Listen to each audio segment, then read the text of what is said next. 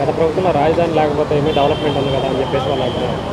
Development ఏం లేదంటే యాక్చువల్గా రాజధాని విషయంలో ఆంధ్రప్రదేశ్లో రాజధాని విషయంలో గత ప్రభుత్వం అయితే కనుక 3 రాజధానులు అని చెప్పేసి ప్రజలను అయితే ఒక రకంగా ఏంటంటే ఒక రకమైనటువంటి మభ్యపెట్టింది. అటు కోస్తా డెవలప్ చేస్తాము, వైజాగ్ ఉత్తరాంధ్రని డెవలప్ చేస్తాము, ఇటు రాయలసీమ డెవలప్ చేస్తామని చెప్పేసి ఏదో సంథింగ్ అనే మాటల వరకు అయితే చెప్పింది. కానీ 3 రాజధానులు అనేది పెట్టినా కానీ తొందరగా యాక్షన్స్ తీసుకుని ఉంటే ఏదన్నా ఇంప్లిమేషన్స్ వచ్చేదేమో. కానీ యాక్చువల్గా మన ఆంధ్ర రాష్ట్రానికి రాజధాని అనేది లేకపోవటం వల్ల చాలా వరకు పెట్టుబడులు కావచ్చు, లేకపోతే ఏదన్నా ఎంప్లాయ్మెంట్ కావచ్చు, ఏదన్నా సరే ఏంటంటే గ్రోత్ అనేది జరగలేదు.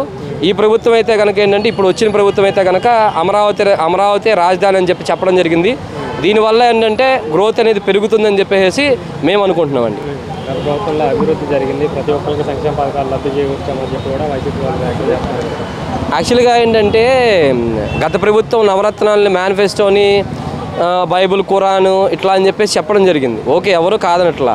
ప్రజలకి ఏంటంటే మనం ఉచిత తాయిలాలు ఇవ్వటం అనేది కాదు, ఆ ఉచిత తాయిలాలతో పాటు ఏంటంటే ఎంతోమంది విద్యా ఉపాధి అవకాశాలు చూపించాలి.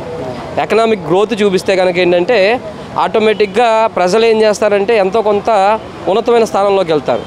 ఏంటంటే మనకి కావాలని చూడండి అన్ని రేట్లు కూడా విపరీతంగా పెరిగిపోయినాయి. సామాన్యుడు బతకడానికి కూడా చాలా కష్టంగా ఉండేది. దానివల్ల ప్లస్ ప్రజలందరూ కూడా ఏంటంటే కొద్దిగా రెవల్యూషన్ అనేది రావడం అనేది జరిగింది. చాలా వరకు ఏంటంటే గత ప్రభుత్వం అయితే మంచి పథకాలను ఇచ్చింది.